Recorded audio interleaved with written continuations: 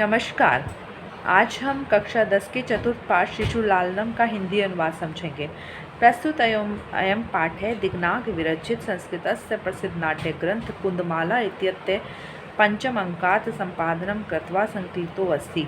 प्रस्तुत यह पाठ दिग्नाग द्वारा रचित संस्कृत के प्रसिद्ध नाट्य ग्रंथ कुंदमाला के पंचम अंक को संपादित करके संकलितो अस्ति लिया गया है। अत्र नाटकांशे रामः स्वपुत्रौ लवकुशौ सिंहासनम आरोहयितुम् इच्छति। यहाँ पर नाटक के अंश में राम अपने दोनों पुत्रों लव और कुश को सिंहासन पर बैठाने के लिए इच्छा रखते हैं, किंतु भावपि सविनयम तम निवार्यते, लेकिन दोनों उन्हें सविनयपूर्वक निवार्यते मना कर देते हैं। सिंहासनम आरूढ़ राम उभयो रूप लावण्यम दृष्ट्वा मुग्ध सन सक्रोड़े गृहाति। सिंहासन पर बैठे हुए राम उभयों में दोनों के रूप लावण्यम रूप की सुंदरता को दृष्टवा देखते हुए मुग्ध होते हुए सक्रोड़े गृहाति अपनी गोद में बिठा लेते हैं। पाठ्यस्मिन् शिशु वात्सल्यस्य मनोहारी वर्णन विधते। इस पाठ में शिशु वात्सल्य का मनोहर वर्णन किया गया है। सिंहासनस्थ राम है, राम जो है वो सिंहासन पर बैठे हुए हैं। तथा प्रविशति विदूषकेन उपदिश्यमान मार्गो तापसौ कुशलवो, तब प्रवेश करते हैं विदूषकेन विदूषक के द्वारा उपदिश्यमान मार्ग को दिखाते हुए तापसो दो तपस्वी कुशल लव प्रवेश करते विदूषक के द्वारा रास्ता बताए गए लव और कुश दो तपस्वी वहाँ प्रवेश करते हैं। विदूषक है इतः आर्य, विदूषक कहते हैं इधर से आर्य। कुशलव रामम उपसर्त्य प्रणम्य च, राम की उपसर्त्य समीप जाकर और प्रणाम करके। अपि कुशलम महाराजस्य, क्या महाराज भी कुशल हैं। युष्मत दर्शनात् कुशलम इव, आप दोनों के दर्शन से कुशलम इव कुशल ही हैं। भवतो किम वयम अत्र कुशल प्रश्नस्य भाजनम, भवतो आपके द्वारा किम क्या वयम अत्र हम यहाँ कुशल पूछने की ही भाजनम पात्र ही हैं, मतलब आपके द्वारा क्या हम कुशलता पूछने के ही पात्र हैं। अथवा पुनरअतिथि जन समुचितस्य कंठाश्लेषस्य, अथवा अतिथि के समान समुचित व्यवहार करने के लायक कंठश्लेषस्य गले लगाने के, मतलब वो कहना चाहते हैं क्या सिर्फ कुशलता ही पूछोगे, अथवा अतिथि के अच्छे व्यवहार जो भी उनके लिए अच्छा करते हैं उसकी भांति गले लगाने के भी अधिकारी हैं।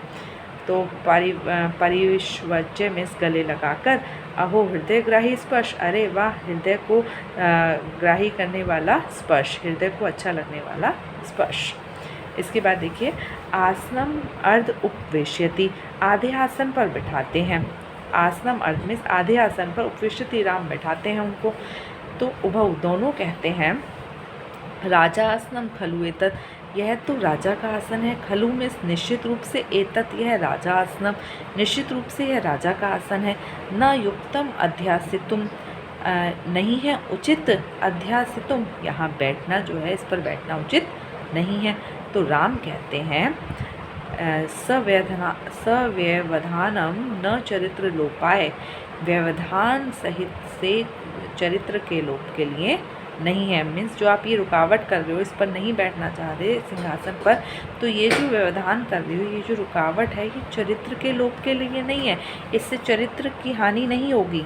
तस्मात् अंक व्यहितम अध्यास्ताम सिंहासनम, तस्मात् अंक तो इस कारण से, अंकम अध्यास्ताम मीन्स अपनी गोद में, अध्यास्त्याम मीन्स गोद में बैठाते हुए, सिंहासनम व्यहितम मीन्स अपनी गोद के सिंहासन में ही उन्हें बैठा लेते हैं। अंकम उपवेशति गोद में बैठा लेते हैं।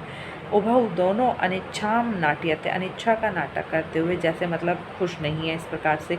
राजन अलम अति दाक्षिण्येन, अलम अति मिस मत करो, अति दाक्षिण्य मिस अति दक्षता का प्रयोग मत करो। तो राम कहते हैं अलम अति शालीनतया, अत्यधिक शालीनता का प्रयोग मत करो। भवती शिशुजनो वयो अनुरोधात गुणमहताम अपि लालनीय, गुणशाली व्यक्ति के लिए, गुणवान व्यक्ति के लिए शिशुजन जो हैं, बच्चे जो हैं, वो वयो अनुरोधात अपनी छोटी उम्र के कारण जो है लाड़ प्यार के ही योग्य होते हैं। मतलब अगर वो इस प्रकार से नहीं आते और उनको उल्टा क्या कहते हैं कि इतनी दक्षता मत दिखाइए आप सब, तो श्री राम उनको कहते हैं कि छोटे बच्चे जो हैं वो कितना ही गुणवान व्यक्ति क्यों ना हो, उसके लिए लाड़ प्यार के ही योग्य होते हैं। व्रजति हिमकरोपि बाल भावात पशुपति मस्तक केतक अक्षत्वम में जिस प्रकार बाल भाव के कारण चंद्रमा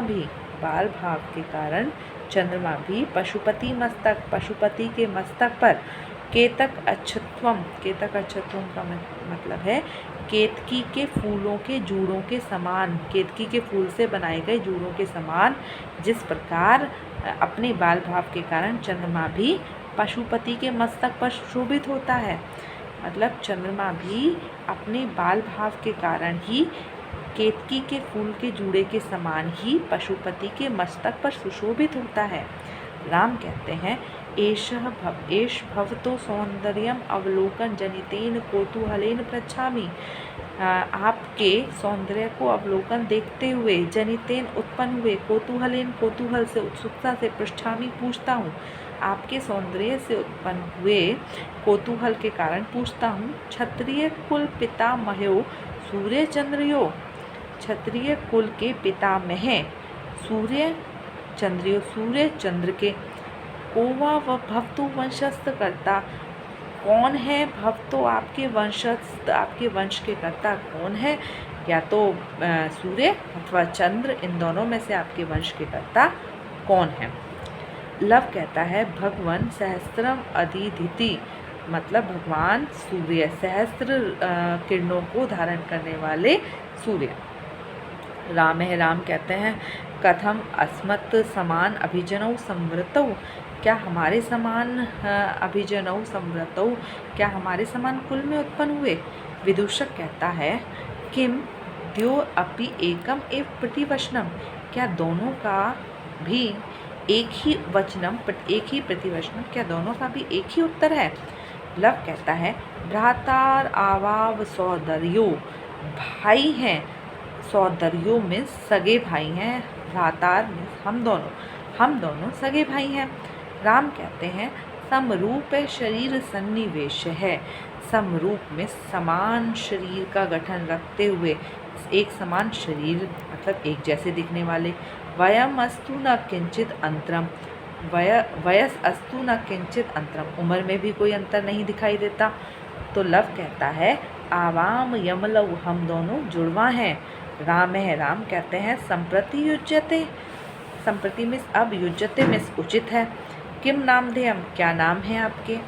तो लव कहता है आर्यस्य वंदनायाम लव इत्य आत्मानम श्राव्यामि, आर्य की वंदना करते हुए, आर्य की वंदना में लव इस नाम को श्राव्यामि सुनाता हूँ, यानी कि अपने को क्या बताता है कि मैं भगवान या आपकी वंदना करता हूँ, आपकी वंदना में अपना नाम लव बताता हूँ।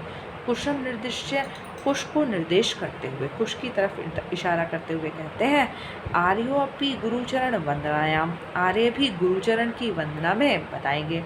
कुश अहम अपि कुश इत्यात्मानम श्राव्यामि, मैं भी कुश इस नाम से अपने को बताता हूँ। राम कहते हैं अहो उदात रम्य समुदाचार है, अरे उदात है, मिस महान है यह शिष्टाचार। किम नाम धेयो भक्तो गुरु, क्या नाम है भक्तो गुरु आपके गुरु का। बच्चा हम आज सिर्फ यहीं तक करेंगे, इसके बाद का हम हिंदी अनुवाद अगली वीडियो में करेंगे। तब तक के लिए धन्यवाद।